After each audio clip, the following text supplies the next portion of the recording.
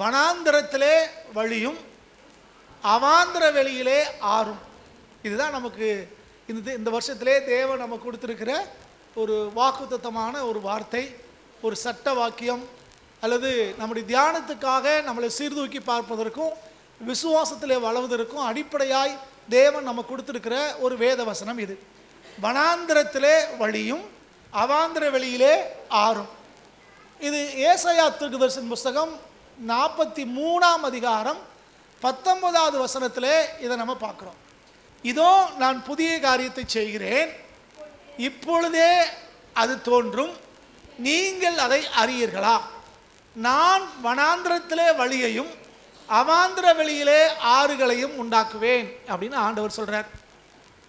இந்த வசனம் எப்படி ஆரம்பிக்குதுன்னா, நான் புதிய காரியத்தை செய்கிறேன் அப்படிங்கிறார்.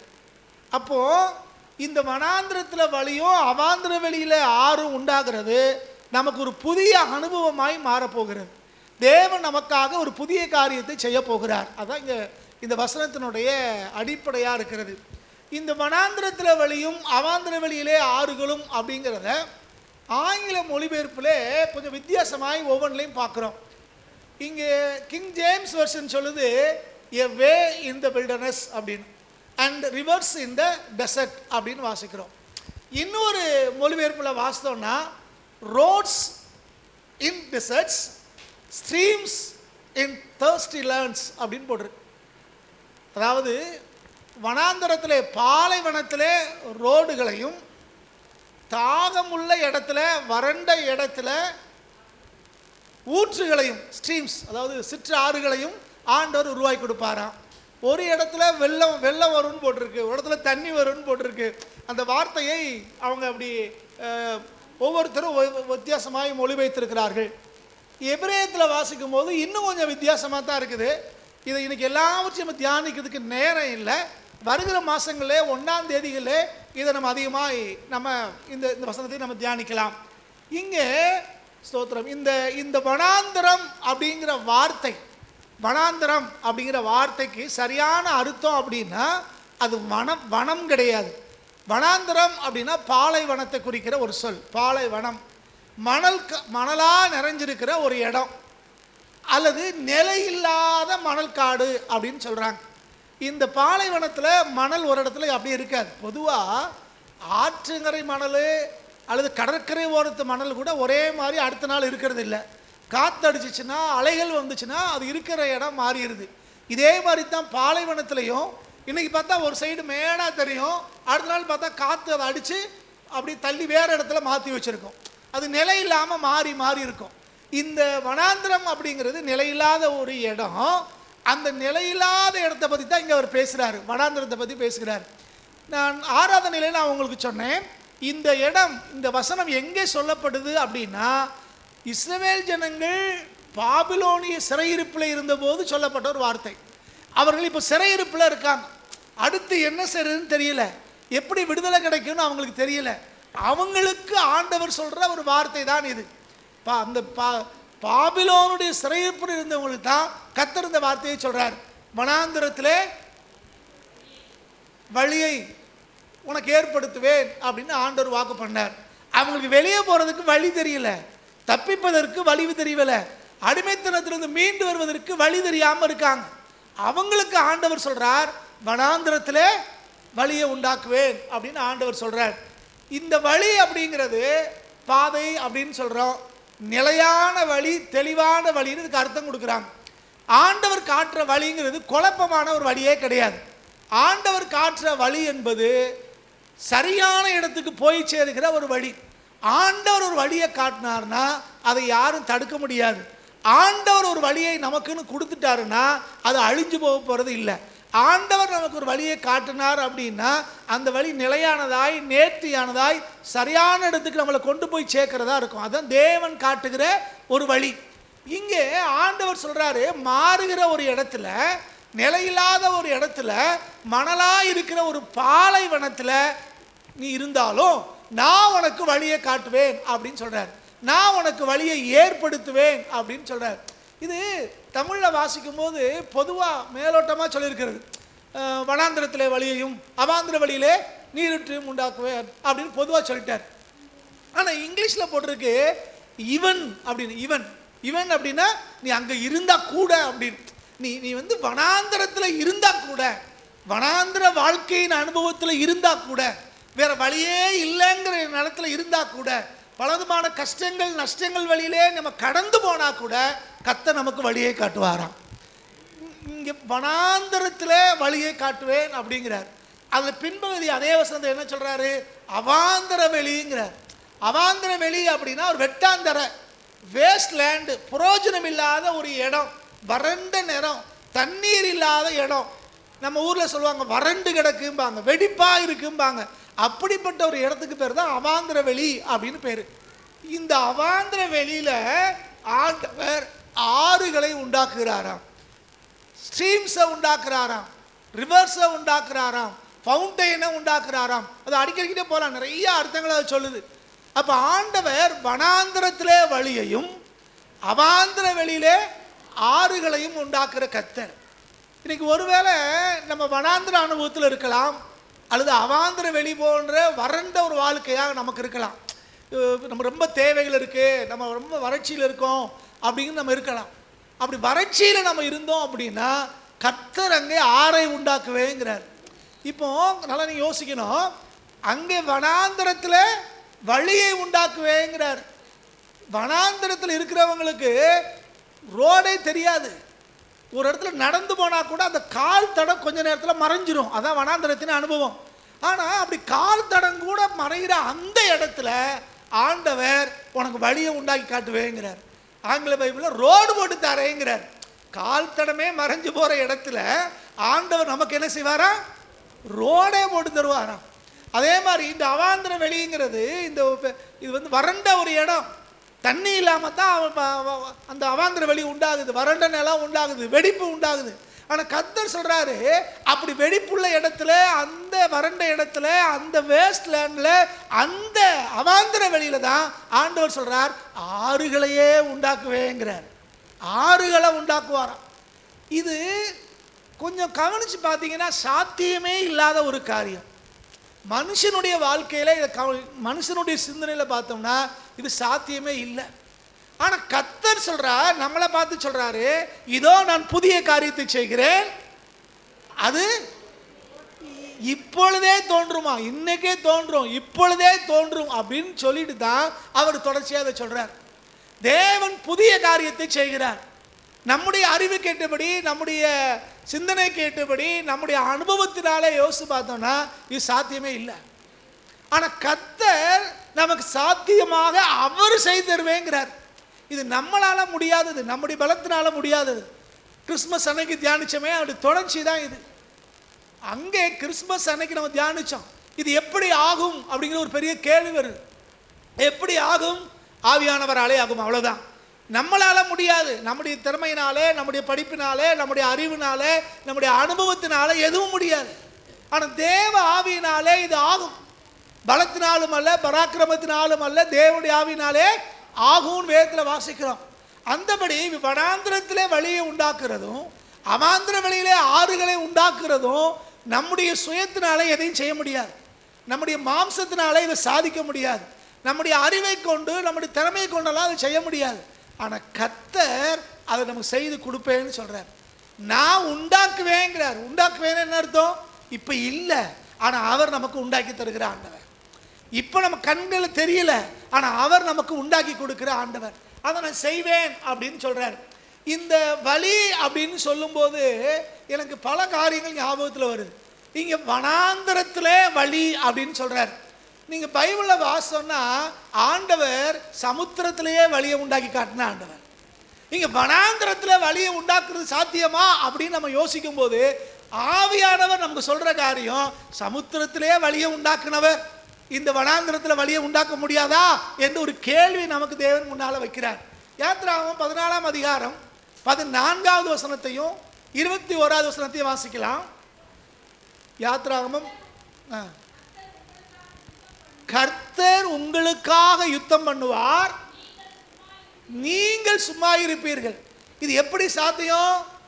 சமுத்திரத்தில் எப்படி வழி உண்டாச்சு அப்படின்னா, கர்த்தர் அன்றைக்கு மோசேக்கும் இஸ்ரவேல் ஜனங்களுக்கும் சொன்னார், கர்த்தர் உங்களுக்காக யுத்தம் செய்வார், நீங்கள் சும்மா இருப்பீர்கள். அடுத்து 21 வசனம்.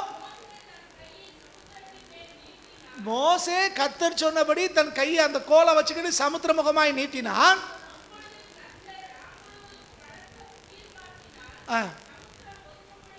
சமுத்திரத்தை ஒதுங்கும்படி செய்து அதை வறண்டு போக பண்ணினார்.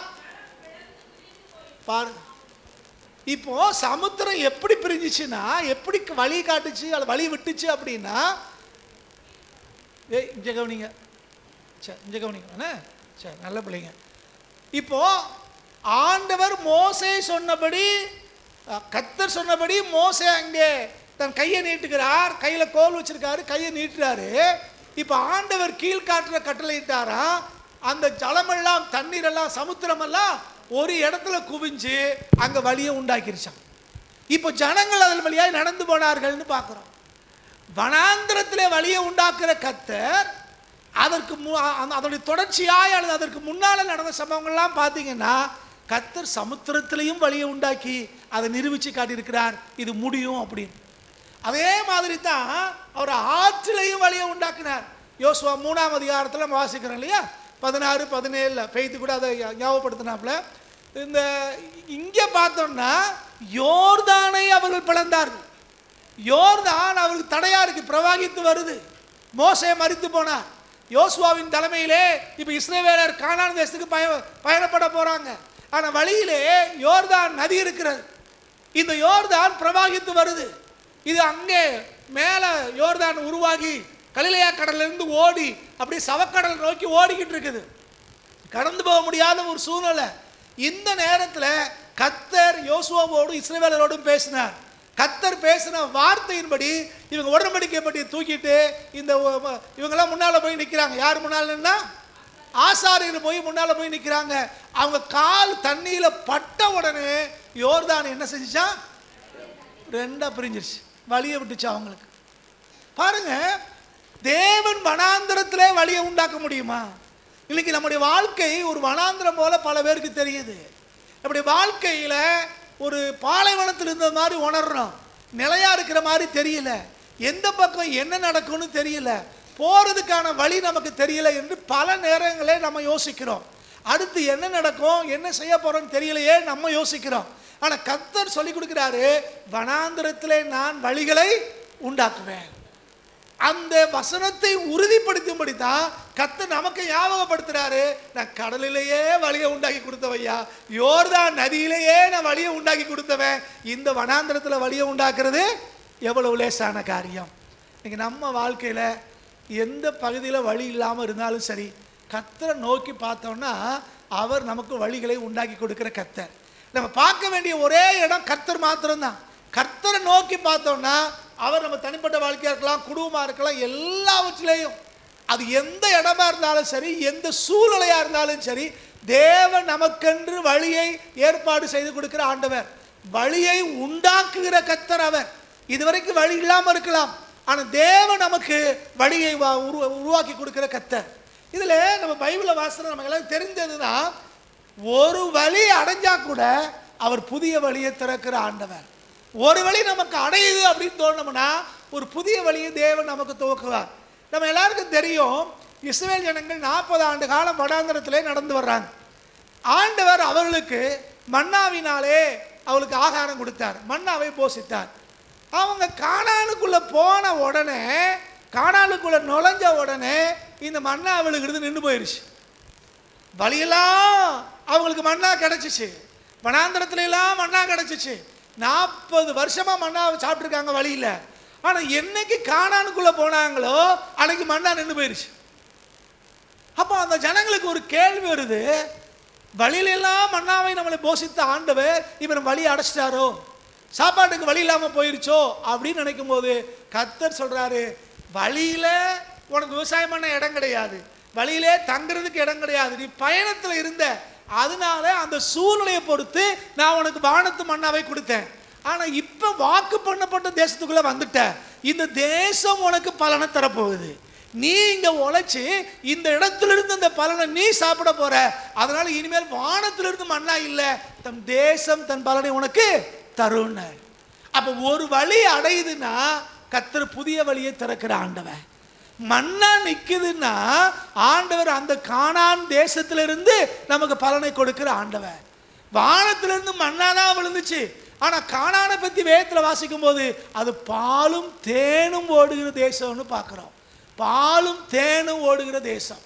அப்போ ஒரு வழி அடைஞ்சிச்சுன்னா பயப்பட வேண்டியது இல்லை. கர்த்தர் புதிய வழியை காட்டுகிற ஆண்டவர். இங்கே ஆண்டவர் இங்கே ஏசாயா 43:19 வாசிக்கும் போது நான் ஏதோ வழியை காட்டுவேன் மட்டும் அவர் சொல்லலை.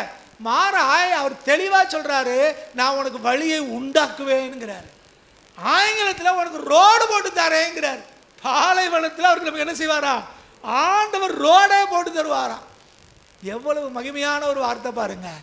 எவ்வளவு ஒரு வல்லமையான ஒரு வார்த்தையை அவர் நமக்கு சொல்றாரு பாருங்க. சரி, இது வழியை பத்தி அவர் சொல்றார். இதுல இதே மாதிரி தான் இந்த ஆறை பத்தி நம்ம பார்க்கிறோம். இந்த ஆறுங்கிறது அவாந்திர வழியிலே ஆறை உண்டாக்குவேன் அப்படின்னு இவர் சொன்னார். சோத்திரம். அடுத்து ஆண்டவர் ஆற்றை எங்க உண்டாக்குனார் அப்படின்னு பார்த்தீங்கன்னா கண்மலையிலிருந்து உண்டாக்குறார். இது சம்திங் ராங், ஏதோ இதாகுது.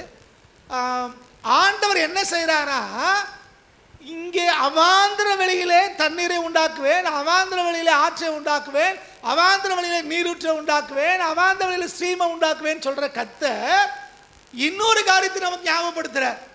வறண்ட நிலத்துல எப்படி வரும், அவாந்திர வெளியில எப்படி நமக்கு ஆறு கிடைக்கும் அப்படின்னு நம்ம யோசிச்சோம்னா கர்த்தர் நமக்கு ஞாபகப்படுத்துறது என்னன்னா, கண்மலையில இருந்தே தண்ணீரை கொடுத்தவன் நான் இல்ல. எதுல இருந்து கர்த்தர் தண்ணீரை கொடுத்தாரா? கண்மலையிலிருந்து தண்ணீரை கொடுத்தவர் அவர். நம்ம எல்லாருக்கும் தெரியும். நான் நாட் ஃபால்ஸ்னு போட்டு வச்சிருக்கேன். அருவின்னு ஒன்று இருக்கு. அருவிங்கிறது என்னது? மேலே ஒரு ஆறு ஓடும், மலை மேலே ஆறு ஓடும். அந்த ஆற்றுல இருந்து உழுதுச்சுன்னா அதுக்கு பேர் என்னது?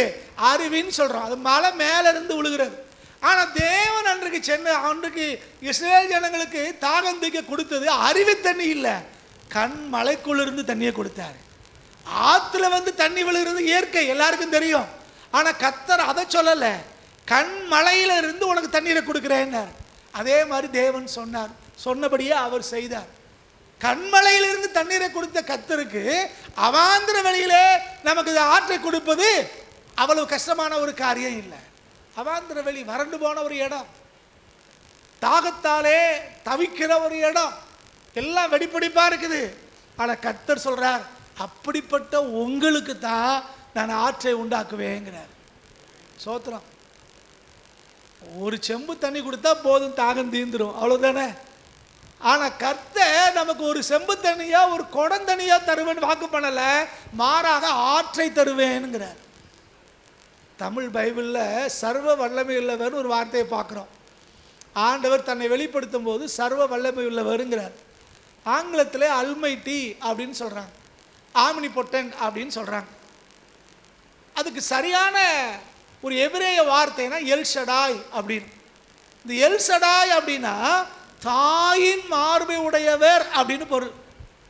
தாய் தம் பிள்ளைக்கு எந்த அளவுக்கு பால் ஊற்றுறாங்களோ, அது போதும் போதும் விடாதபடிக்கு பால் ஊற்றுறாங்களோ, இந்த மாதிரி தேவன் நம்மளை போஷிக்கிறவரா. எல்ஷடாய் அப்படிங்கிற வார்த்தையை சரியா லிட்டரலா மொழிபெயர்க்கணும்னா அவர் போதுமானதற்கும் அதிகமான கர்த்தர், நமக்கு போதுமானதற்கும் அதிகமான தெய்வம். இங்க ஆண்டவர் சொல்றார், அவாந்திர வெளியிலே உனக்கு தண்ணியை கொடுப்பேன், கிணத்தை கொடுப்பேன், ஊத்த கொடுப்பேன். இல்லை, எதையே கொடுப்பாரா?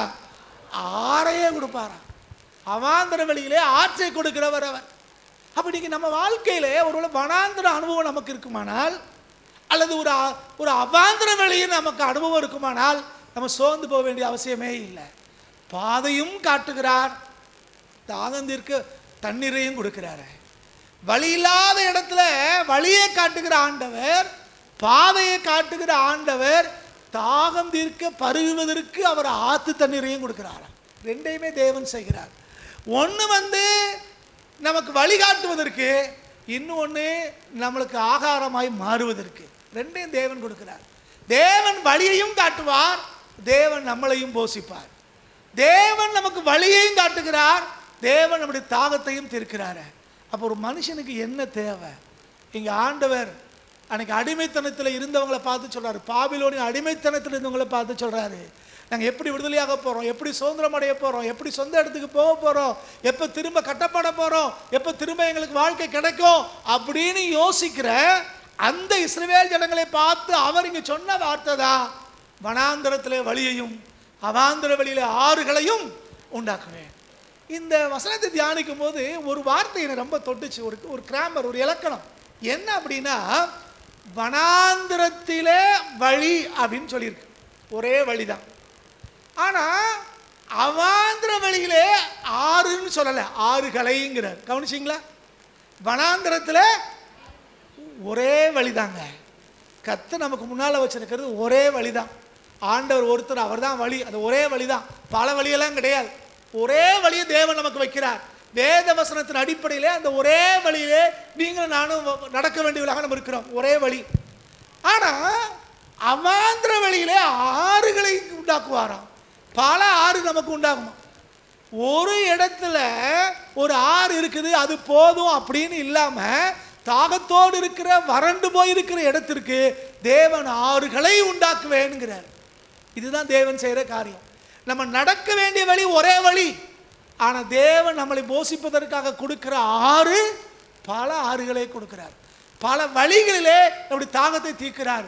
பல வழிகளிலே வறண்டு போன இடங்களை நீராலை நிரப்பி அந்த இடத்துல விவசாயம் செய்வதற்கும் அந்த இடத்துல தண்ணீரை கொண்டு பல காரியங்களை செய்வதற்கும் கர்த்தர் அங்கே கிரியை செய்கிறவராக இருக்கிறார். அப்போ நீங்களும் நானும் நடக்க வேண்டிய வழி ஒரே வழி. 2026 அங்கே இங்கேருந்தெல்லாம் சத்தம் கேட்கும். பிசாசு பல வழிகளை நமக்கு முன்னால் காட்டுவான், பல தந்திரமான காரியங்களை செய்வான். அதெல்லாம் தள்ளி விட்டுட்டு எனக்கு தேவன் ஒரு வழியை காட்டியிருக்கிறார், தேவன் எனக்கு வசனம் மூலமாக ஒரு வழியை காட்டியிருக்கிறார், இந்த வழியில தான் போவேன் அப்படி நிற்கிறவங்களுக்கு தேவன், அவங்க சோர்ந்து போனாலும் அவங்க அவாந்தர வழியின் அனுபவத்தில் கடந்து வந்தாலும் அவங்களுக்கு பல ஆறுகளை அவங்களுக்கு உண்டாக்கி கொடுத்து கர்த்தர் அவர்களை நடத்துகிற கர்த்தராக இருக்கிறார். இத்தனை பேருக்கு வசனம் புரியுது? அல்லேலூயா. வனாந்திரத்திலே வழியையும் அவாந்தர வெளியிலே ஆறுகளையும் உண்டாக்குறவர் அவர். யாருக்காக உண்டாக்குறார்? இன்னைக்கு வேதனையோடும் கண்ணீரோடும் நெருக்கத்தோடும் சிறையிருப்பில் இருக்கிற மக்களை பார்த்து அவர் சொல்றார், உங்களுக்கு தான் அதை செய்வேங்கிறார். அப்போ இன்னைக்கு நம்ம வாழ்க்கையில் நம்ம அடிப்படையில் ஒன்றை புரிந்து கொள்ளணும், நம்ம அடைக்கப்பட்ட ஒரு அறையில் இல்லை, நமக்கு முன்னால் தேவன் ஒரு வழியை வைத்திருக்கிறார். நமக்கு தேவன் ஒரு வழியை வைத்திருக்கிறார். பல முறை நம்ம தியானிச்சிருக்கிறோம். ஆண்டவராக இயேசு கிறிஸ்து இந்த பூமியிலே வருஷராய் வந்து வாழ்ந்த காலத்தில் அவர் எங்கெல்லாம் போகிறாரோ அவருக்கு பின்னால் ஒரு பெருங்கூட்டம் போது அவருடைய வார்த்தையை கேட்க, அவரிடத்திலிருந்து ஆசீர்வாதங்களை பெற அநேகர் வர்றாங்க. வியாதியஸ்தர்கள், பேய் பிடிச்சவங்க நிறைய பேர் வர்றாங்க. ஆண்டவர் அப்படி வந்து ஒரு வீட்டில் பிரசங்கம் படிச்சுக்கலான்னு செய்தியை கேட்டு அங்கே திமிர்வாதம் உள்ள ஒரு மனுஷனை கட்டில் கடத்தி 4 பேர் தூக்கிட்டு வராங்க. வந்து பார்த்தா உள்ளேயே நுழைய முடியல, வாசலில் கூட்டம், ஜன்னலில் கூட்டம், எல்லா பக்கமும் கூட்டம். இப்போ வழியே தெரியல அவங்களுக்கு, உள்ளே எப்படி கொண்டு போகிறது, ஆண்டவர் எப்படி காட்டுறதுன்னு தெரியல. இப்போ இந்த 4 பேரும் சேர்ந்து யோசித்து வீட்டு மேலே ஏறி மேலே திறப்பை உண்டாக்கி அங்கே இருந்து இந்த கட்டிலில் படுத்திருக்கிற மனுஷனை உள்ளே இறக்குறாங்க. வழக்கமாய் நம்முடைய கொத்தனாரு, நம்முடைய என்ஜினியர்ஸ் எல்லாம் வாசல் வழியெல்லாம் முன்னால் வைப்பாங்க, பின்னால் வைப்பாங்க, சைடில் வைப்பாங்க. ஆனால் விசுவாசம் உள்ள மக்களுக்கு, எல்லா வாசலும் அடைபட்டு போயிருச்சே நினைக்கிற மக்களுக்கு தேவன் வித்தியாசமாய் மேலிருந்து ஒரு வாசலை திறக்கிறாரு. தேவன் காட்டுற வழி என்கிறது முற்றிலும் வித்தியாசமான ஒன்று. நம்ம மனுஷ மூளையாலே சிந்திக்க முடியாத ஒன்று, மனுஷ அறிவாலே புரிந்து கொள்ள முடியாத ஒன்றை தேவன் உங்களுக்கு எனக்கு செய்கிற ஆண்டவராக இருக்கிறார். அப்போ நீங்களும் நானும் அடைக்கப்பட்ட ஒரு அறைக்குள்ளே இல்லை, தேவன் நமக்கு வழிகளை உண்டாக்குற கர்த்தர். அந்தந்த நேரத்திலே அந்தந்த இடத்திலே தேவன் நமக்கு வழிகளை உண்டாக்குகிறார். எப்படி முன்னேறி போகணும், எதுக்கு என்ன செய்யணும், தேவன் எல்லாவற்றையும் நேர்த்தியாய் செய்கிறவர். நம்ம சில வருஷங்களுக்கு முன்னால் ஒரு வசனத்தை நம்ம தியானித்தோம். 2 ராஜாக்கள் 3ஆம் அதிகாரம் 17வது வசனம். 2 ராஜாக்கள் 3ஆம் அதிகாரம் 17வது வசனம். நீங்கள் காற்றையும் காண மாட்டீர்கள், மழையையும் காண மாட்டீர்கள், ஆனாலும் நீங்களும் உங்கள் ஆடு மாடுகளும் உங்கள் மிருக ஜீவன்களும் குடிக்கும்படிக்கு இந்த பள்ளத்தாக்கு தண்ணீராலே நிரப்பப்படும். எப்போ சொல்றாரு ஆண்டவர்? தாகத்துக்கு தண்ணி இல்லைன்னு புலம்புறாங்க. யுத்தத்துக்கு வந்தவங்க வழியில் புலம்புறாங்க. குடிக்கிறதுக்கு தண்ணி இல்லை. நாங்கள் சாகிறதுக்காக இங்கே வந்தோம், சத்துருக்கள் கையில் எங்களை ஒப்பு கொடுக்கறதுக்காக எங்களை அழைச்சிட்டு வந்தீங்க, எல்லாரும் புலம்பிக்கிட்டு இருக்காங்க. அந்த நேரத்தில் தான் தேவன் சொல்றாரு, நீங்க இன்னைக்கு காற்றையும் காண மாட்டீங்க, மழையையும் காண மாட்டீங்க. பொதுவாக தண்ணி வேணும்னா நமக்கு என்ன தேவை? மழை வேணும். சரி, மழை வரணும்னா மேகம் தெரியணும், குளிர்ந்த காத்தடிக்கும், இதெல்லாம் வச்சு தான் என்ன சொல்கிறோம், இன்றைக்கி மழை வரியா, இன்றைக்கி மழை வந்தால் தண்ணி வந்துடும் அப்படின்னு நம்ம சொல்கிறோம். ஆனால் ஆண்டவர் சொல்கிறாரு, இந்த வனாந்தரத்திலே நீங்கள் இருக்கீங்க, தாகத்தோடு வறண்ட நிலையிலே அவாந்தர வெளியில் நீங்கள் இருக்கீங்க அப்படின்னு கர்த்தருக்கு தெரியும். தெரிஞ்சுதான் அவர் சொல்கிறாரு, நீங்கள் அவாந்தர வெளியில் இருந்தாலும் காற்றையும் மழையையும் நீங்கள் காணாமல் இருந்தாலும் தண்ணி கிடைப்பதற்கு எந்த சாத்தியக்கூறுகளும் இல்லாமல் இருந்தாலும் சொல்கிறாரு, நீங்கள் அவங்க ஆடு மாடு மிருக ஜீவன் எல்லாமே குடிக்கிற அளவுக்கு தேவன் தண்ணியை கொடுப்பாரா? இப்போ தாகம் தீர்ப்பதற்கு தண்ணி கொடுப்பேன்னு அவர் சொல்லலை, மாறாக பள்ளத்தாக்கு தண்ணீராலே நிரப்பப்படும்ங்கிறார். முழு பள்ளத்தாக்கும் தண்ணீராலே நிரப்பப்படும். இப்போ தாகந்திக்கு தான் இவங்களுக்கு தண்ணி தேவை. ஆனால் கர்த்தர் சொல்றாரு, தாகந்திக்கிறதுக்கு மட்டும் தண்ணி தரலையா, பள்ளத்தாக்கு முழுவதும் தண்ணீராலே நிரப்பப்படும். இதுதான் தேவன் செய்கிறது. அப்போ ஆண்டவர் ஆறுகளை உண்டாக்குறார் அப்படின்னா, அவாந்தர வழியிலே அவர் ஆறுகளை உண்டாக்கி தர்றார் அப்படின்னா, கண்மலையிலிருந்து தண்ணீரை கொடுத்தவர், பள்ளத்தாக்கை தண்ணீராலே நிரப்பின கர்த்தர் நம்ம வாழ்க்கையிலையும் அதை செய்வதற்கு போதுமானவராக இருக்கிறார். எத்தனை பேர் விசுவாசிக்கிறீங்க? சூழ்நிலை எப்படி இருந்தாலும், வனாந்தரத்திலே இருக்கிற அனுபவம் நமக்கு இருந்தாலும், அவர் வழியை காட்டுகிற ஆண்டவர், வழியை நமக்காய் உண்டாக்குற கர்த்தர். அவாந்தர வழியிலே நம்ம காணப்பட்டாலும் அவாந்தர வழியிலே இருக்கிற நமக்கு அவர் ஆறுகளை உண்டாக்குகிற கர்த்தராக இருக்கிறார். ஸோ அடுத்து கொஞ்சம் வேகமாய் சில வசனங்களை அவங்க ஞாபகப்படுத்தி கடந்து செல்ல விரும்புகிறேன். இங்கே அவர் என்ன சொல்றாருன்னா, இந்த அவாந்தர வெளியிலே ஆறு அப்படின்னு சொல்லும்போது நடக்க முடியாத காரியத்து, நடக்கவே நடக்காதுங்க, முடியவே முடியாது, கூடாது அப்படின்னு சொல்றோம் இல்லையா, அந்த காரியத்துக்காக ஆண்டவர் மேல நம்பிக்கை வைக்கிற ஒரு அனுபவம் உள்ளவங்களுக்கு தான் இது சாத்தியப்படும். இப்போ நம்ம நினைக்கிறோம், அவாந்தர வெளியில எப்படி ஆறு உண்டாகும்? அங்க காலத்துல ஒரு மழை பெஞ்சிருந்தாலே இந்த வறட்சி வந்திருக்காது, இந்த வறண்ட நிலம் இருக்காது, இந்த வெடிப்பு இருந்திருக்காது. ஒரு மழை பெஞ்சிருந்தாலே எல்லாம் சரியா இருந்திருக்கணும். ஆனா இது எல்லாம் வறண்டு கிடக்கு, அவாந்தர வெளியாய் கிடக்குது. இங்க ஆறு உண்டாகுமா அப்படின்னு யோசித்தோம்னா, நம்மளுடைய சிந்தனையின்படி, நம்மளுடைய அறிவு கெட்டுபடி இது முடியாதுதான். மனுஷனுக்குன்னு சில தடைகள் இருக்கு, இதெல்லாம் முடியாது அப்படின்னு நம்ம சொல்லுவோம். ஆனா ஆண்டவர் மேல நம்பிக்கை வச்சோம்னா முடியாதது எல்லாம் முடித்து காட்டுகிறவர் கர்த்தர். தேவனால கூடாத காரியம் ஒன்றுமில்லை. நம்ம வாழ்க்கையில எதெல்லாம் முடியாதுன்னு நினைக்கிறோமோ, மாம்ச அறிவில எதெல்லாம் நடக்காதுன்னு நினைக்கிறோமோ அத்தனையவோ அவர் நமக்காய் செய்து முடிக்கிற ஆண்டவர். தேவனால கூடாத காரியம் ஒன்றுமில்லை. Is anything too hard for the Lord? ஆண்டவராலே செய்ய முடியாத அதிசயம்னு ஒண்ணுமே இல்லை, அவரால் ஆகாதுன்னு எந்த காரியமும் இல்லை. எல்லாவற்றையும் அவர் நமக்காய் செய்து முடிக்கிற கர்த்தர். நம்முடைய காலமெல்லாம் அவருடைய கரத்திலே இருக்கிறது. அவர் நம்ம வாழ்க்கை மேலே ஒரு உயர்ந்த நோக்கம், ஒரு உயர்ந்த சித்தம் வச்சிருக்கிறார். அது எப்படி செய்யணுமோ அப்படி செய்கிறவர் அவர். அப்போ இன்னைக்கு நம்ம உலக அறிவிலே நம்ம பார்க்கும்போது நம்முடைய சக்தி, நம்முடைய பலன், நம்முடைய அறிவு, நம்முடைய பணம், பதவி, இதுகளை வச்சு நம்மளால இதை செய்ய முடியாது.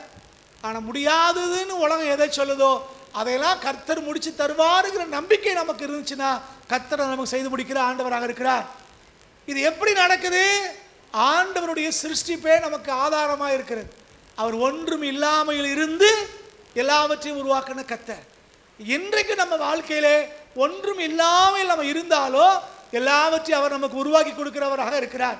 ஆண்டவர் இந்த வழியவோ இந்த ஆறுகளையோ நமக்கு உண்டாக்க முடியும். ஏன்னா அவர் சிருஷ்டிக்கிற கர்த்தர். அன்றைக்கு ஒன்றும் இல்லாமல் தான் எல்லாவற்றையும் சிருஷ்டித்தார். இன்னைக்கு எப்படிப்பட்ட நிலைமையில நம்ம இருந்தாலும் நமக்கும் அவர் எல்லாவற்றையும் செய்து முடிக்கிற ஆண்டவராக இருக்கிறார். அந்த வசனத்தை ஆரம்பிக்கும் போது இப்படி ஆரம்பிக்கிறார், இதோ நான் புதிய காரியத்தை செய்கிறேங்கிறார். இதுவரைக்கும் நம்ம வாழ்க்கையில் அப்படி ஒரு அனுபவம் இல்லை, இப்படி ஒரு அற்புதத்தை கண்டதில்லை, இப்படி ஒரு அதிசயம் நம்ம வாழ்க்கையில நடந்தது இல்லை. இது என்னவாய் முடியுமோ அப்படின்னு யோசிக்கிறோம். இது எப்படி ஆகும் அப்படின்னு யோசிக்கிறோம்.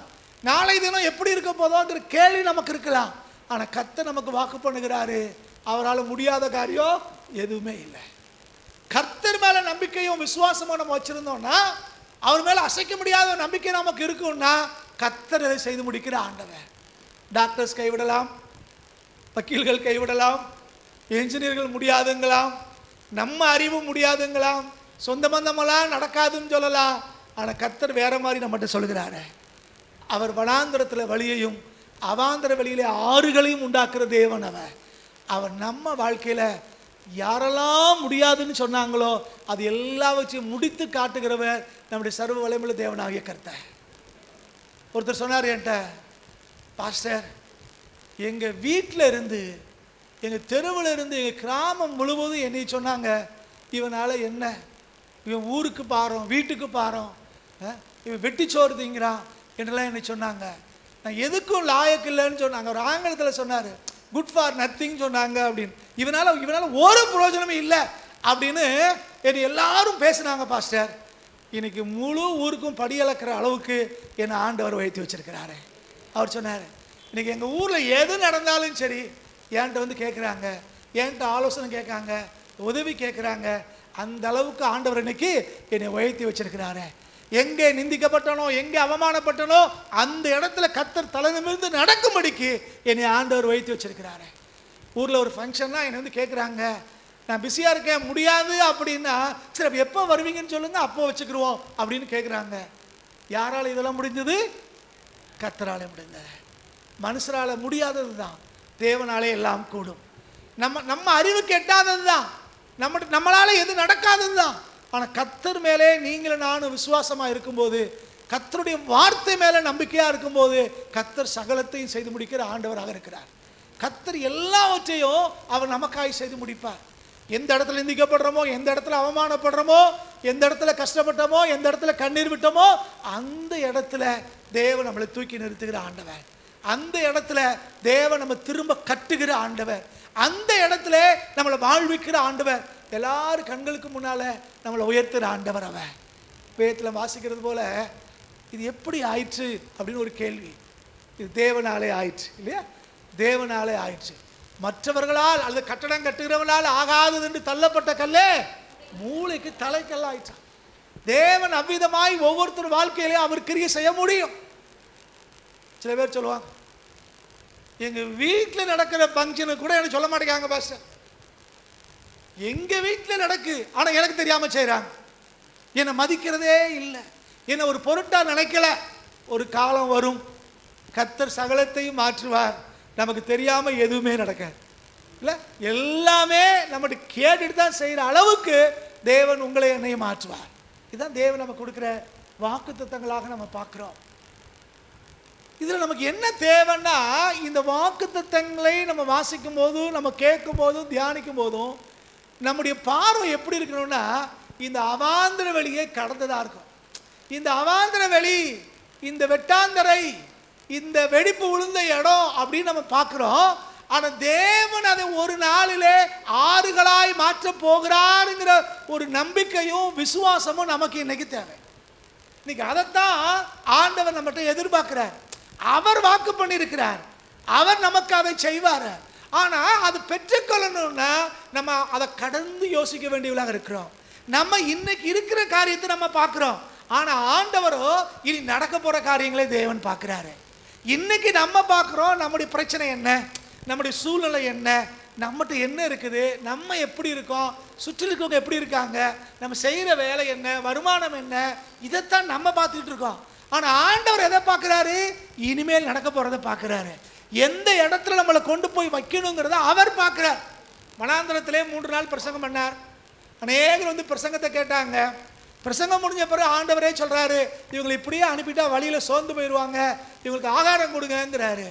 அப்போ அவங்க சுற்றி முற்றி பார்த்துட்டு ஆளுக்கு ஒன்று சொல்கிறாங்க, இது வனாந்திரமான இடம், 200 பணத்துக்கு வாங்கினாலும் இங்கே போய் வாங்க முடியாது, அப்படியே வாங்கினாலும் இது வனாந்திரம், எங்கே போய் வாங்க முடியும் அப்படிங்கிறாங்க. ஆனால் ஆண்டவர் சொல்கிறார், நீங்களே அவனுக்கு போஜனம் கொடுங்கள் அப்படிங்கிறார். அப்போது அந்திரேயா போய் ஒரு பையனை பார்க்குறார். அவன் ஒரு சின்ன பையன், அவன் கையில் 5 அப்பமோ 2 மீன் இருக்கு. இவங்க பார்வைக்கு அது என்னது? வெறும் 5 அப்பமும் 2 மீனும்.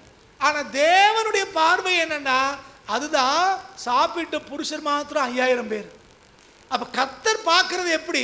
இந்த 5 அப்பத்தையும் 2 மீனையும் 20000 பேர் சாப்பிட முடியும்னு அவர் கணக்கு போடுறாரு. இன்னைக்கு உங்களுக்கு எனக்கு என்ன தேவைன்னா, இன்னைக்கு நீங்களும் நானும் வனாந்தரத்தில் இருக்கலாம், நீங்களும் நானும் அவாந்தர வெளியில இருக்கலாம். ஆனா பார்க்க வேண்டிய விதம் வேற. இந்த அவாந்தர வெளியை வெறும் வெட்டாந்தரையாய் நம்ம பார்க்காம தேவன் பார்க்கிறது போல இது ஆறுகளாய் ஒரு நாளிலே மாறும். ஒரு நாளிலே தேவன் இங்கே ஆறுகளை கட்டளையிடுவார். இது இது வெறும் வனாந்தரம் அல்ல, தேவன் ஒரு நாளிலே இங்க ரோட போட போறாரு அப்படிங்கிற பார்வை உங்களுக்கு எனக்கு தேவை. அந்த விசுவாச பார்வையைத்தான் வேதம் நம்மகிட்ட எதிர்பார்க்குது. பிள்ளைகளை பார்க்குறோம், இதெல்லாம் என்ன உருப்பட போகுது அப்படின்னு ஒரு எண்ணம் கொஞ்சம் பேருக்கு கவலை வருது. இவ்வளவு மோசமான உலகத்தில் இந்த பிள்ளைகள் எப்படி சர்வை பண்ண போறாங்க ஒரு கேள்வி வருது. போட்டியான இந்த உலகத்தில் இவங்க எப்படி ஜெயிக்க போறாங்க ஒரு கேள்வி வருது. இதை பார்த்த உடனே நம்ம யோசிக்க ஆரம்பிக்கிறோம். ஆனால் வேதம் போதிக்கிறது என்னன்னா, இன்னைக்கு இவங்க இருக்காங்களே இதை வச்சு எடை போடாதீங்க, கர்த்தர் அவர்களை ஒரு நாளில் எப்படி மாற்ற போகிறார் என்று அந்த எதிர்காலத்தை பற்றி யோசிக்கிறதா வேதம் உங்களுக்கு எனக்கு சொல்லிக் கொடுக்கிற பாடம். சாதாரண மனுஷன் நிகழ்காலத்தை பார்க்கிறான், விசுவாசம் உள்ள மனுஷன் எதிர்காலத்தை பார்க்கிறான். சாதாரண மனுஷன் கையில் என்ன இருக்குன்னு பார்க்குறான், கர்த்தருக்குள்ளே வளர்ந்த மனுஷன் அது எப்படி மாறும்னு பார்க்குறான். சாதாரண மனுஷன் மாம்சத்தில் உள்ள மனுஷன் தடைகளை பார்க்கிறான், ஆனால் விசுவாசம் உள்ள மனுஷன் தடைகளை நீக்கி போடுகிற ஆண்டவரை பார்க்கிறான். இதுதான் பெரிய வித்தியாசம். பல நேரங்களில் நம்ம எல்லாரையும் மாதிரி பார்த்துட்டு உட்காந்துடுறோம், ஆனால் அப்படி இல்லை. ஒரு தேவ மனுஷன் சொல்றாரு, எதிர்காலத்தை பற்றி என்னால் தீர்க்கமாய் சொல்ல முடியல, அது எப்படி இருக்குன்னு எனக்கு தெரியாது, ஆனால் என் எதிர்காலத்தில் கையிலே வைத்திருக்கிற என் ஆண்டவரை எனக்கு தெரியுங்கிறாரு. எதிர்காலம் எப்படி இருக்குன்னு எனக்கு தெரியாமல் இருக்கலாம், ஆனால் எதிர்காலத்தை கையில் வைத்திருக்கிற என் ஆண்டவர் எனக்கு தெரியும். அவர் மேலே விசுவாசம் வச்சிருக்கிறேன், அவர் எல்லாவற்றையும் நடத்துகிற ஆண்டவர். அன்பான தேவனுடைய பிள்ளைகளே, இந்த 2026க்குள்ள கிருபையாய் வரவருக்கு உதவி செய்தார். நம்ம இன்னைக்கு சுற்றி நடக்கிற காரியங்களையும் நிகழ்காலத்தையும் பார்த்துட்டு பல நேரங்களில் சோர்ந்து போயிடுறோம். மனுஷரை பார்க்குறோம், மனுஷருடைய வார்த்தைகளை கேட்குறோம், அல்லது டாக்டரு, என்ஜினியரு, வக்கீலு, இப்படி அந்த ப்ரொஃபஷனலிஸ்ட் என்ன சொல்கிறாங்க அப்படின்னு பார்க்குறோம். நம்ம ஆண்டவர் இவங்க எல்லாரையும் விட மேலான கர்த்தர், இவங்க எல்லாரையும் விட பெரியவர். அவர் சொல்ல ஆகும், அவர் கட்டளையிட நிற்கும். ஒன்றும் இல்லாமையிலிருந்து எல்லாவற்றையும் சிருஷ்டித்தவர் அவர். அவரைத்தான் நீங்களும் நானும் தாயாய் தகப்பனாய் சிநேகிதனாய் பெற்றிருக்கிறோம். அவர் தான் நமக்கு எல்லாம். அப்ப அவருடைய வார்த்தை ஒரு வார்த்தை வெளிப்பட்டா போதும். அவர் ஒரு வார்த்தை சொன்னார்னா எல்லாமே தலைகீழா மாறி போயிடும். இன்னைக்கு நம்ம நம்பிக்கையும் விசுவாசமும் அந்த எல்லைகளை கடந்து யோசிக்க வேண்டியதாக இருக்கிறது. அவுட் ஆஃப் பாக்ஸ் நீங்கள் நானும் திங்க் பண்ணணும். எல்லைகளை கடந்து நம்ம யோசிக்க வேண்டியவர்களாக இருக்கிறோம். அப்படி யோசித்தவங்க தான் கடந்த காலங்களை ஜெயித்திருக்கிறார்கள். அப்படி விசுவாசித்தவங்களை தான் தேவன் ஆசீர்வதித்திருக்கிறார். தூரத்திலே கண்டு அப்படின்னு சொல்லுது பைபிள். அவங்க நிகழ்காலத்தில் பார்க்கல எதையும், ஆனால் வேத வாக்கியங்களையும் வேத வாக்கியத்தினுடைய நிறைவேறுதலையும் அவங்க தூரத்தில் கண்டாங்களாம். அந்த அளவுக்கு அவங்களுக்குள்ள விசுவாசம். ஆபிரகாம் மீட்பர மேசியாவை கண்ணால் பார்க்கல, ஆனால் அவர் சந்ததியில் வரப்போறாருன்னு அவர் எதிர்பார்த்தார். மோசே கண்ணால் பார்க்கல, ஆனால் அவருக்குள்ள எதிர்பார்ப்பு இருக்கிறது. தேவனுடைய மனுஷர்கள் எல்லாம் விசுவாசத்தினாலே நீதிமான்களாக எண்ணப்பட்டார்கள். இன்னைக்கு நீ உங்களுக்கு எனக்கும் அப்படிப்பட்ட ஒரு விசுவாசம் இந்த 2026 தேவை. பக்கத்தில் 1000 பேரும் வலதுபுறத்தில் 10000 பேரும் விழுந்தாலும் போட்டிருக்கு. என்ன அர்த்தம்? இந்த பக்கம் 1000 பேர் தோப்பாங்க, இந்த பக்கம் 1000 பேர் விழுவாங்க, இந்த பக்கம் 1000 பேர் நஷ்டமடைவாங்க, இந்த பக்கம் 1000 பேர் கெட்டு போவாங்க, இந்த பக்கம் 10000 பேர் விழுவாங்க, 10000 பேர் அழிஞ்சு போவாங்க, 10000 பேர் தோல்வியடைவாங்க, நஷ்டமடைவாங்க. ஆனால் வேதம் சொல்லுகிறது, ஆனால் நானோ நீயோ கண்களால் மாத்திரம் அதை காண்பாய்ங்கிற. அது நடக்கும், உலகத்துக்கு நடக்கும், நம்ம கண்ணால பார்ப்போம். ஆனால் உங்களை என்னையும் கர்த்தர் ஜெயிக்க பண்ணுவார். யுத்தங்கள் நடக்கலாம், ஆனால் கர்த்தர் உங்களை என்னையும் சமாதானத்தின் வழியிலே நடத்துகிற ஆண்டவர். பட்டினி உண்டாகலாம், கர்த்தர் உங்களை என்னையும் போஷிக்கிறவர். உலகத்தில் தாகம் உண்டாகலாம், ஆனால் கர்த்தர் உங்களை என்னையும் போஷிக்கிற ஆண்டவர். அப்போ இந்த 2026 வருஷத்தில் நமக்கு ஒரு விசுவாசத்தில் ஒரு அசைக்க முடியாத விசுவாசம் நமக்கு தேவை. விசுவாசம் ஒரு ஆவிக்குரிய கனி மாத்திரம் அல்ல, விசுவாசம் ஆவிக்குரிய வரமாகவும் இருக்கிறது. அப்படிப்பட்ட விசுவாச வீரர்களைத்தான் இன்னைக்கு ஆண்டவர் தேடிக்கொண்டிருக்கிறார். விசுவாசத்தினாலே அப்படின்னு 11, 12 வாசிக்கிறமே வரிசையா, அந்த லிஸ்ட்ல நீங்களும் நானும் ஒருத்தனா வரணுங்கிறது தான் தேவனுடைய எதிர்பார்ப்பு. விசுவாசத்தினாலே உங்கள் விசுவாசமே உலகத்தை ஜெயிக்கிற ஜெயம். ஆண்டவர் சொல்றாரு, விசுவாசிக்கிறவனை அல்லாமல் இந்த உலகத்தை ஜெயிக்கிறவன் யாரு? அப்ப இன்னைக்கு நமக்கு தேவை ஒரு விசுவாசம். நமக்கு தேவை என்ன விசுவாசம்? வெறும் வறண்ட நிலத்தை பார்க்காம அதையும் தாண்டி நம்ம பார்க்க வேண்டியவர்களாக இருக்கிறோம். அது எப்படி மாறும் அப்படின்னு நம்ம பார்க்கணும். அப்படிப்பட்டவர்களைத்தான் தேவன் ஆஸ்வதிக்கிறார், தேவன் உயர்த்துகிறார். இன்னும் ஒரு சில காரியங்களை உங்களுக்கு ஞாபகப்படுத்த விரும்புகிறேன். இது முதலே நான் உங்களுக்கு சொல்லிட்டேன் எந்த சூழ்நிலை இருந்துச்சுன்னு. இந்த அதிகாரத்தில் 14 to 17 வரைக்கும் நம்ம வாசித்தோம்னா,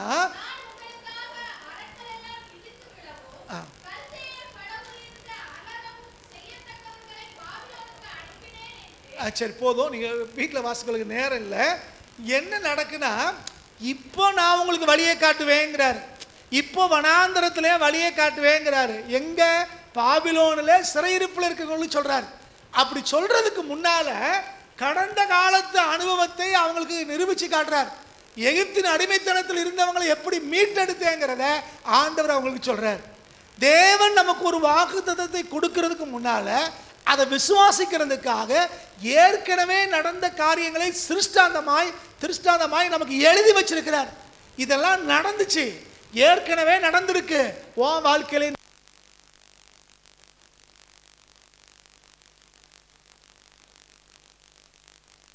தேவன் சொல்ற ஒரு காரியம் என்ன அப்படின்னு பார்த்தோம்னா, ஏற்கனவே நடந்திருக்குது. அதே காரியத்தை நம்ம வாழ்க்கையில திரும்பவும் அவர் செய்து முடிப்பதற்கு போதுமான ஆண்டவராக இருக்கிறார். அதுதான் முதல் 14 to 17 வாசிக்கிறோம். 18 இருந்து 21 வரைக்கும் வாசித்தோம்னா, நீ பழையதை நினைக்க வேண்டாங்கிறார். பூர்வ காலத்தெல்லாம் மறந்துரு, விட்டுட்டு இன்னைக்கு நான் புதிய காரியத்தை உனக்கு செய்கிறேங்கிறார். அப்படிதான் ஆரம்பிக்குது. 19 வாசிக்கும் போது, இதோ நான் புதிய காரியத்தை செய்கிறேங்கிறார். நீ அப்படின்னா என்ன அர்த்தம்? பழசு நினைச்சு கவலைப்படாத. அங்கே அருமையா இருந்தோம், இங்கே அருமையா இருந்தோம், அங்கே கஷ்டப்பட்டோம், இங்கே கஷ்டப்பட்டோம், வனாந்திர அனுபவம், அவாந்திர வெளி, அதெல்லாம் நினைக்க வேண்டாம். இதோ நான் புதிய காரியத்தை உங்களுக்கு செய்கிறேன். ஆண்டவர் எகிப்தின் அடிமைத்தனத்தில் இருந்த ஜனங்களை விடுவிக்கும் போது அவங்களுக்கு பஸ்காவை ஏற்படுத்தி கொடுத்தார். இந்த பஸ்காவை பற்றி அவங்களுக்கு சொல்லும் போது கர்த்தர் சொல்றார், நீ ஒரு ஆட்டை பலி செலுத்த போற. அதெல்லாம் உங்களுக்கு தெரியும் இல்லையா? அதை மேலோட்டமாக சொல்லிட்டு போறேன். அந்த ஆட்டை பலி செலுத்தி அதை நீ புசிக்கணும், பஸ்காவை புசிக்கணும். அதன் பிறகு அங்கிருந்து கிளம்பணுங்கிறார். அப்படி சொல்லும் போது அவர் சொல்றாரு, இதுவரைக்கும் நீங்க ஒரு காலண்டர் வச்சிருந்தீங்கப்பா, இந்த நாள்ல இருந்து இனி அந்த காலண்டர் வேண்டாம். இது வரைக்கும் உனக்கு வேற ஒரு மாசம் இருந்துச்சு, 1வது மாசம், 2வது மாசம், 3வது மாசம் வரிசையா இருந்துச்சு. அந்த பழைய காலண்டர் தூக்கி போட்டுரு. இந்த பஸ்காவை கொண்டாடுகிறையே, இதுதான் இனி உனக்கு முதல் மாசமா இருக்க கடவுதுங்கிறார். இதுல இருந்து உனக்கு புது மாசம், புது காலண்டர், எல்லாமே உனக்கு புதுசுங்கிறார். யோசித்து பாருங்க, இயேசு கிறிஸ்துவின் ரத்தத்தினாலே ஒருத்தன் கழுவப்பட்டுட்டான்னா பழையவைகள் எல்லாம் ஒழிந்து போயின, எல்லாம் புதிதாயினங்கிறார். பழைய கால தோல்வி, பழைய கால நஷ்டம், பழைய கால இழப்பு எல்லாத்தையும் கத்த தூக்கி போட்டுட்டு இப்போ ஒரு புதுசா வாக்கு பண்றாரு, உனக்கு இனிமே வாழ்க்கையே புதுசுதாயா, சரித்திரமே புதுசு, காலண்டரே புதுசு, எல்லாமே உனக்கு புதுசுங்கிறார். இதைத்தான் இங்கே வாசிக்கிறோம். இதோ நான் புதிய காரியத்தை செய்கிறேன். கடந்த காலத்தில் என்ன நடந்திருந்தாலும் சரி அதெல்லாம் மறந்துடு, தூக்கி போடு, புதிய காரியத்தை நான் உனக்கு செய்ய போறேங்கிறார். அப்போ இந்த வாக்குத்தத்த வசனம், இந்த 19வது வசனத்தை பார்த்தோம்னா தேவன் நமக்கு செய்கிற ஒரு புதிய வழியை காட்டுகிறது. என்ன புதிய வழி? வனாந்தரத்திலே ஒரு வழி, அவாந்திர வழியிலே ஆறுகள். புதிய காரியத்தை தேவன் செய்ய போகிறார். அது வனாந்தரம் தான், ஆனால் வனாந்தரத்திலே தேவன் வழியை காட்டுவார். அது அவாந்திர வெளிதான், வறண்ட இடம்தான், ஆனால் அதில் தான் தேவன் ஆறுகளை உண்டாக்குவேங்கிறார். எதுக்காக? யாருக்காக? நமக்காக தேவன் செய்வாராம். தேவன் அவன் மகிமைக்காக அதை நான் செய்வேங்கிறார். அப்போ இன்னைக்கு எந்த நிலைமையில் நீங்கள் நான் இருந்தாலும் சரி, ஒன்றை மறந்துட தேவையில்லை. கர்த்தர் நம்மளோடு கூட இருக்கிறார். அவர் எல்லாத்தையும் நமக்காய் செய்கிறவர். 2026 அவர் நமக்கு முன்னால் இருந்து கடந்து போவார். நம்ம ஆண்டவர் முடியாத காரியத்தை முடிச்சு காட்டுறதுல அவர் ஸ்பெஷலிஸ்ட். வழியே இல்லை அப்படின்னு சொல்றோம்ல, அங்கதான் அவர் நமக்கு வழியை உண்டாக்கி கொடுக்கிறவர். இனி வாய்ப்பே இல்லை அப்படின்னு சொல்றவங்களுக்கு தான் ஆண்டவர் நம்பிக்கையையும் வாழ்க்கையும் கொடுத்து புதுசாய் வாழ்வை துவக்கி வைக்கிறவர். தனிமையாக இருந்தவங்களை, தனித்து விடப்பட்டவங்களை, கைவிடப்பட்டவங்களை அவங்களுக்கு புதிய வாழ்வை கொடுக்கிறவர் நம்முடைய தேவனாகிய கர்த்தர். அதான் இந்த பகுதியில் வாசிக்கிறோம். இந்த வாக்குத்தத்த வசனத்தின் அடிப்படையே என்ன அப்படின்னா, முடியாதுன்னு சொன்ன இடத்துல முடியும் நிரூபிக்கிறவர் தான் நம்முடைய தேவனாகிய கர்த்தர். இது நம்ம சுயபலத்தினால முடியாது, நம்முடைய சுய அறிவினாலே நடக்காது, பணத்தினால நடக்காது, பதவினால நடக்காது, நம்ம திறமையினால எதுவுமே இல்லைங்க. கர்த்தர் செய்கிற ஆண்டவர், அவர் உண்டாக்குகிறவர். அவருடைய கரங்களை நம்ம விட்டு கொடுத்தோன்னா இந்த 2026 வருஷத்தில் தேவன் மேலே நம்ம நம்பிக்கை வச்சு, ஆண்டவரே நீங்கள் என்னை நடத்துங்கப்பா அப்படின்னு நம்ம விட்டு கொடுத்து நம்ம கடந்து போனோம்னா அவர் எல்லாவற்றையும் நமக்காய் செய்து முடிக்கிற கர்த்தர். அவர் எல்லாவற்றையும் செய்வார். அவர் நமக்காக செய்வார். அவர் புதிய வழியை உண்டாக்குவார், புதிய ஆறுகளை உண்டாக்குவார். எங்கே கடினமான இடங்களில் நீங்களும் நானும் விசுவாசத்தோடு இருக்கும்போது, நடக்காதுன்னு சொல்கிற இடத்துல தேவன் மேலே நம்பிக்கையோடு விசுவாசத்தோடு நம்ம இருக்கும்போது அவர் புதிய பாதைகளை, புதிய ஆறுகளை அவர் நமக்கு உண்டாக்கி கொடுக்கிற ஆண்டவர். ஒன்றை புரிஞ்சுக்கிறணும், நம்ம மனசில் ஆழமாய் நம்ம பதித்து கொள்ளணும். பழைய வாழ்க்கையில் நீங்கள் நானும் தங்கி தடுத்திருக்க போகிறது இல்லை. பழைய தோல்வியில், பழைய நஷ்டத்தில், பழைய இழப்பில் நீங்கள் நான் இருக்க போகிறதில்லை. அது கடந்த காலம். தேவன் உங்களுக்கு எனக்கும் ஒரு புதிய காரியத்தை செய்ய போகிறார். தேவன் ஒரு புதிய துவக்கத்தை நம்ம வாழ்க்கையிலே அவர் ஏற்படுத்த போகிறார்.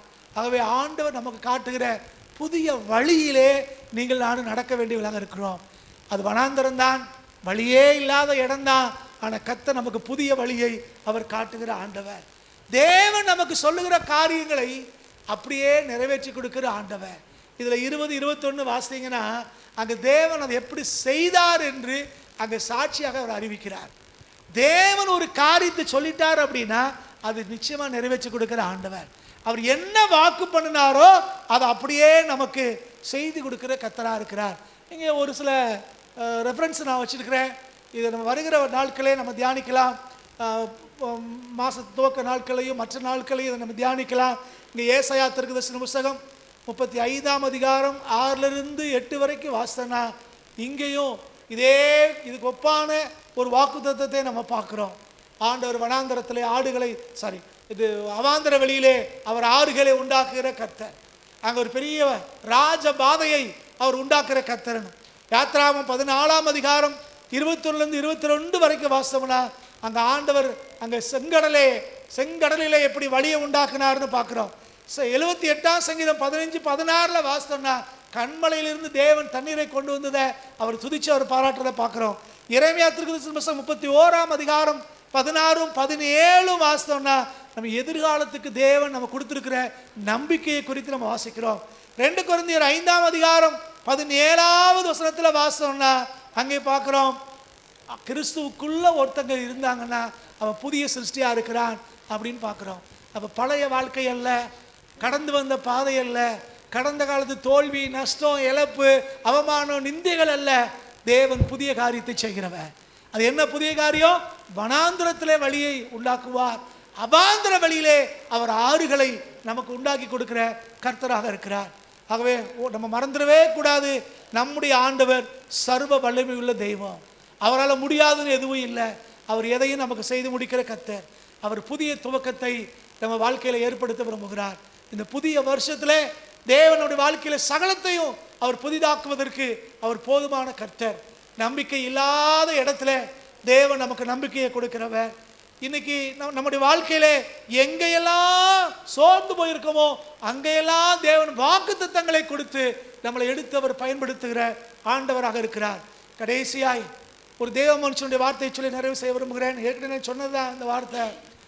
சார்ல்ஸ் ஸ்பர்ஜன் அப்படிங்கிற ஒரு தேவ மனுஷன் அவர் சொல்றாரு, நம்முடைய ஆண்டவர் சமுத்திரத்திலே வழியை உண்டாக்க கூடுமானால் எந்த சூழ்நிலையிலையும் அவர் நமக்கு வழியை ஏற்படுத்த முடியும் அப்படிங்கிறாரு. அவர் சமுத்திரத்திலேயே வழியை உண்டாக்கி கொடுத்துருப்பாருன்னா எந்த இடத்துலையும் அவர் நமக்கு வழியை உண்டாக்குகிற கர்த்தர். அதே நம்ம இன்னைக்கு வாழ்க்கையில் எந்த இடத்துல எப்படி இருக்கோம், என்ன சூழ்நிலையில் இருக்கிறோம், நம்முடைய பின்னணி என்ன, அதெல்லாம் முக்கியம் இல்லைங்க.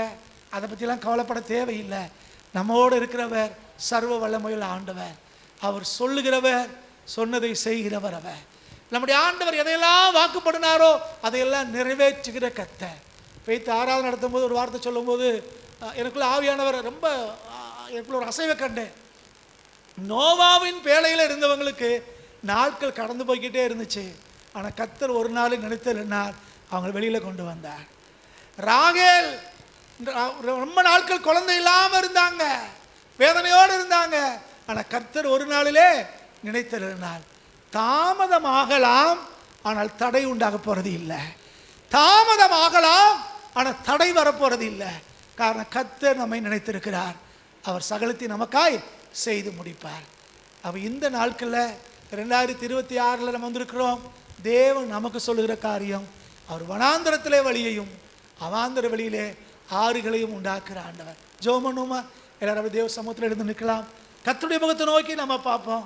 நம்முடைய தேவன் மாறாதவர், அவருடைய வார்த்தைகள் மாறாதது. Thank you Jesus, thank you Lord. நாம ஆராய்ஞ்சு பார்ப்போம். ஒருவேளை நம்ம வனாந்தர வாழ்க்கைக்குள்ள நம்ம இருக்கோமா, அவாந்தர வெளியிலே நம்ம இருக்கோமா? கர்த்தர் நம்மளோடு பேசியிருக்கிறாரு. இந்த 2026 வனாந்தர வாழ்க்கையிலே தேவன் நமக்கு வழியை காட்டுவார், வழியை போடுவார், வழியை தருவார். அவாந்தர வெளியிலே தேவன் ஆறுகளை உண்டாக்கி தருவார். இனி தாகம் இல்லை, வறண்ட நிலம் அல்ல. தேவன் நம்மளை மாற்றுகிற ஆண்டவர். தேவன் அவிதமாய் கிரியை செய்யும்படி கர்த்தர் எல்லாம் ஸ்தோத்திரம் பண்ணுவோம். இன்னைக்கு தியானிச்ச இந்த வேத வசனம் நம்ம வாழ்க்கையில் அப்படியே நிறைவேறும்படி கர்த்தரை ஸ்தோத்திரம் பண்ணுவோம். ஸ்தோத்திரம், ஸ்தோத்திரம், ஸ்தோத்திரம், ஸ்தோத்திரம், ஸ்தோத்திரம், ஸ்தோத்திரம், ஸ்தோத்திரம், ஸ்தோத்திரம். Thank you Lord, thank you Lord, thank you Lord, thank you Lord. யாராவது ஒருத்தர் சத்தத்தை உயர்த்தி இந்த வாக்குத்தத்த வசனத்துக்கு நம்மளை அர்ப்பணிச்சு தேவன் இந்த 2026 சமயாய் நம்ம நடத்த முடிக்கும். ஒவ்வொருடைய வாழ்க்கையில் இந்த வசனம் நிறைவேறும் படிக்கும். ஒருத்தர் ஜெபிக்கலாம்.